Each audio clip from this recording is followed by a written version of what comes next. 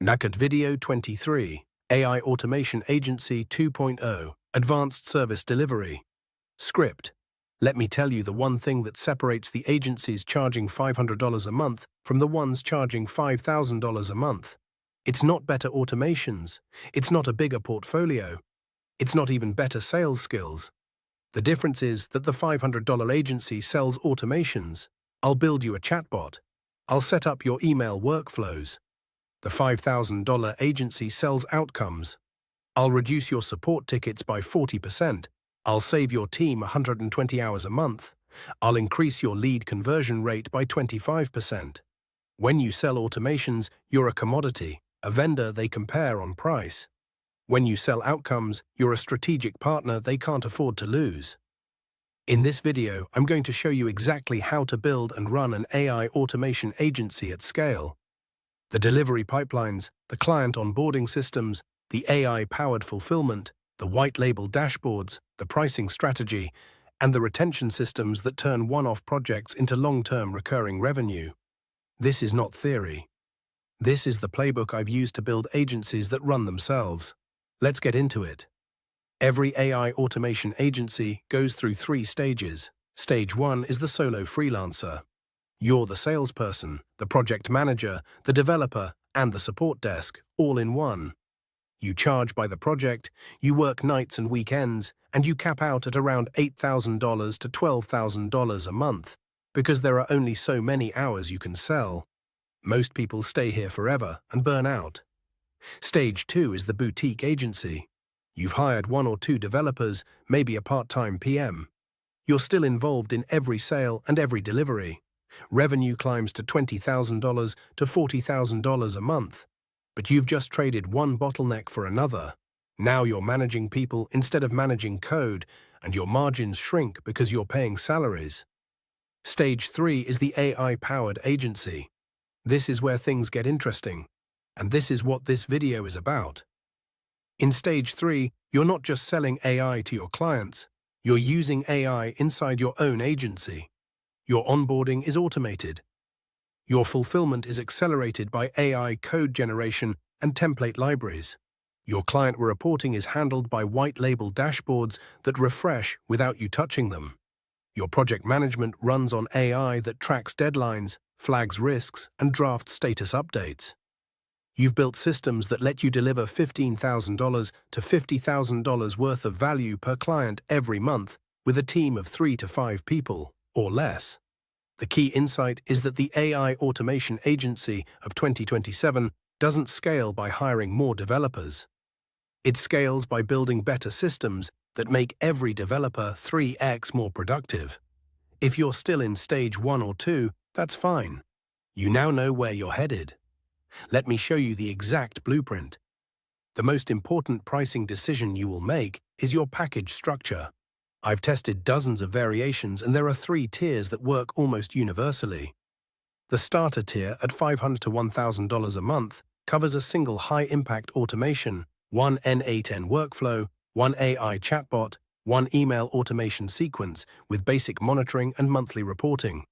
This is your foot in the door. It's profitable, it gives the client a measurable result, and it creates trust for the upsell.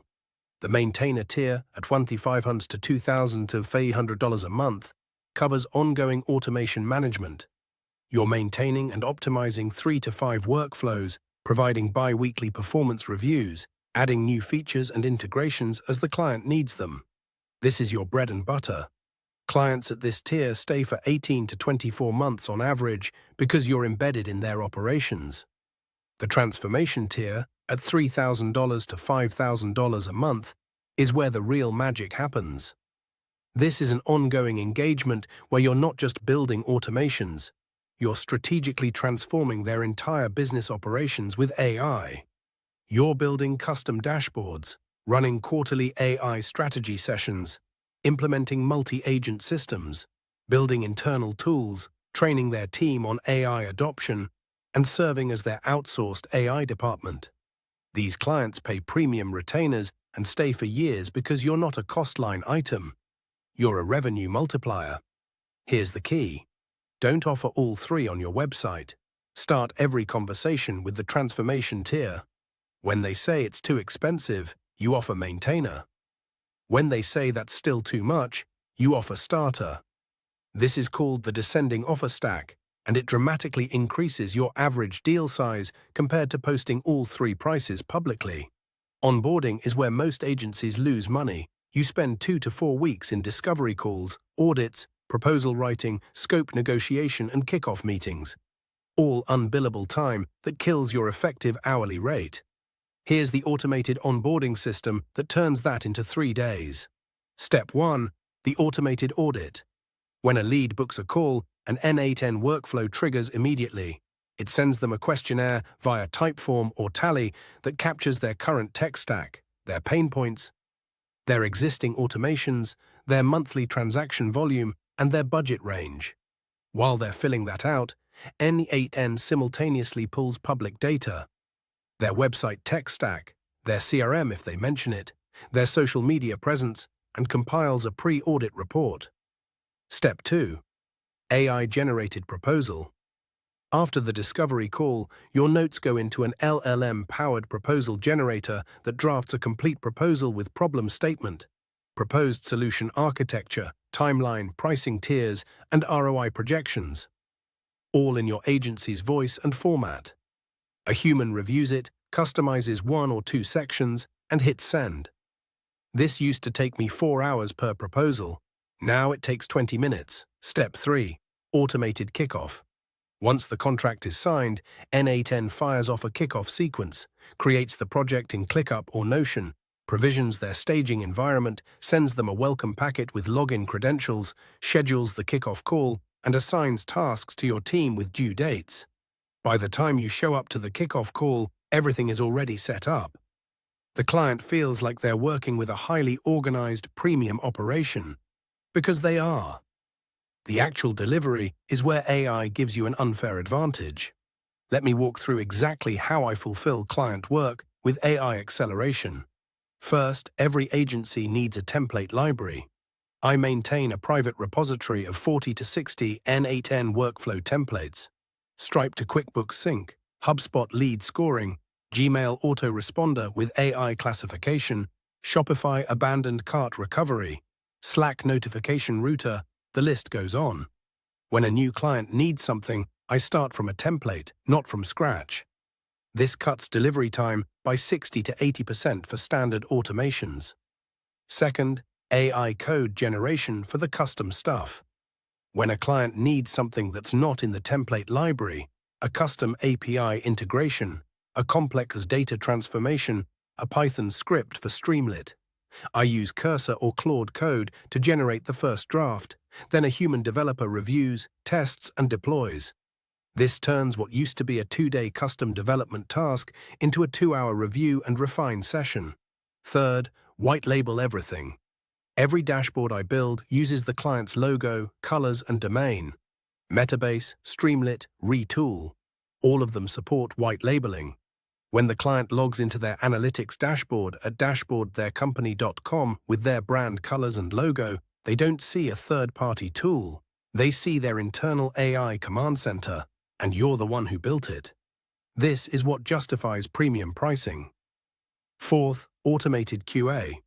Before any workflow goes live, it runs through a staging environment where an AI agent tests every edge case. What happens when the API returns an error? What happens when there's zero data? What happens at 10x normal volume? And generates a test report. Your developer reviews the report, fixes any issues, and promotes to production. This catches problems before the client ever sees them and builds trust that gets you referrals. Every client at the maintainer tier or above gets a white label metrics dashboard. This is your retention engine. Let me show you what it includes.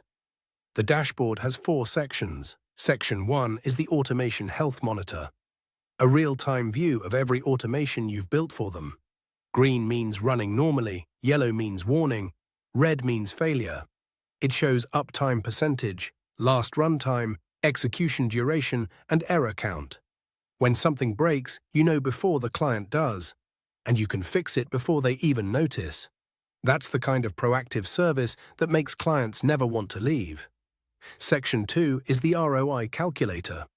This shows exactly how much value your automations are delivering: hours saved per month, cost reduction, revenue increase, error elimination. If you built a chatbot that's handling 300 support tickets a month and saving them 4,000 teens in support staff time, that number is right there on the dashboard, updated in real time. When renewal conversations come up, you don't have to make a case. The dashboard makes it for you. Section 3 is the Insights feed, an AI-generated stream of observations and recommendations. Email open rates dropped 8% this week. Consider A/B testing subject lines. Lead response time improved by 22 minutes after the new routing automation.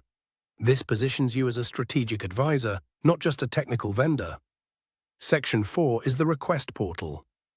Clients can submit new automation requests, feature additions, or bug reports directly through the dashboard.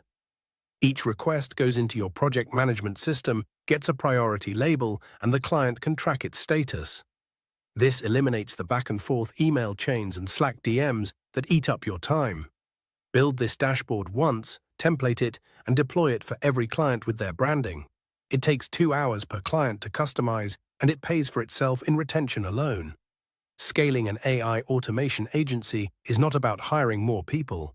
It's about building systems that make each person more effective. Here's the operational stack. First, every repeatable process gets documented as an SOP in Notion, with Loom video walkthroughs, step-by-step checklists, and decision trees for common scenarios. When a new team member joins, they don't need to ask you questions. They follow the SOPs.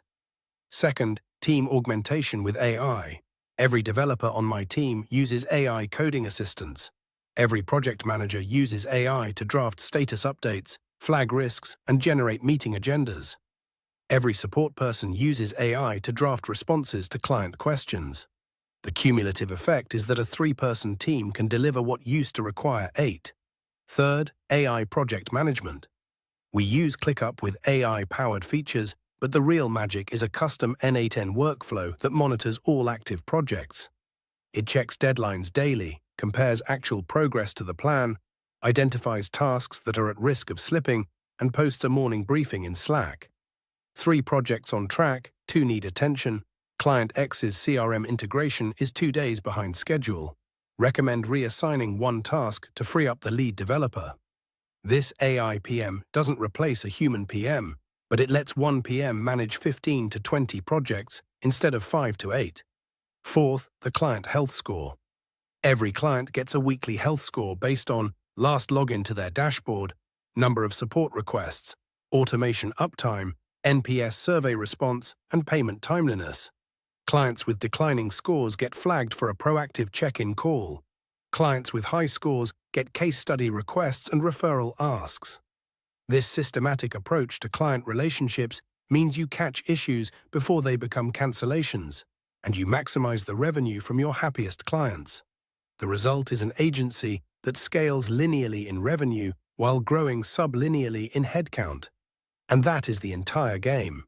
Let's talk about the pricing conversation, because this is where most agency owners leave tens of thousands of dollars on the table. The fundamental shift is from cost-plus pricing to value-based pricing. Cost-plus says, my time costs $150 an hour. This project will take 20 hours, so I'll charge $3,000. Value-based pricing says, this automation will save the client $12,000 a month in labor costs and generate an additional $8,000 in recovered revenue. So charging $2,100 a month is an incredible deal for them. You're not pricing your time. You're pricing a fraction of the value you create. Here's how to calculate it. For every automation you propose, estimate 3 numbers: hours saved per month, revenue increase per month, and risk reduction value. Multiply hours saved by the client's average hourly employee cost, usually $25 to $50 for operational staff. Add the projected revenue increase. Add a conservative estimate of risk reduction. What does it cost them when this process fails? Take 10 to 20% of that total monthly value, and that's your monthly price. If a chatbot saves them $4,000 in labor and recovers $2,000 in missed leads, the total monthly value is $6,000. At 20%, you charge 1,000 tons a month. That's a no-brainer for the client and great margin for you. 4 pricing rules to live by. Rule 1, never charge hourly. Hourly billing punishes you for getting faster and rewards inefficiency. Rule 2, always have a setup fee. Charging $2,000 to $5,000 upfront for the initial build covers your costs and commits the client. Rule 3, use annual contracts with monthly billing. Annual commitment with monthly payments. This gives you predictable revenue and gives the client flexibility.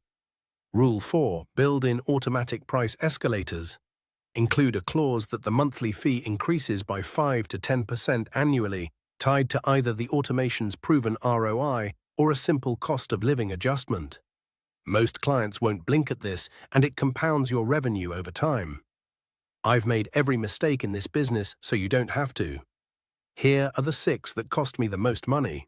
1. Custom building everything. When every client gets a bespoke solution, you can't scale. Build a template library and customize from there. Your margin lives in standardization. 2. Underpricing the first retainer. Your first client at a new tier should feel expensive to you. If it doesn't, you're charging too little, and you've just set a ceiling for every future client. 3. No exit criteria. Define what success looks like for every engagement in the contract. Specific KPIs that, when met, trigger either a renewal conversation or a graceful offboarding. If the client doesn't know what winning looks like, neither do you, and the engagement drifts until it dies. 4. Being the bottleneck.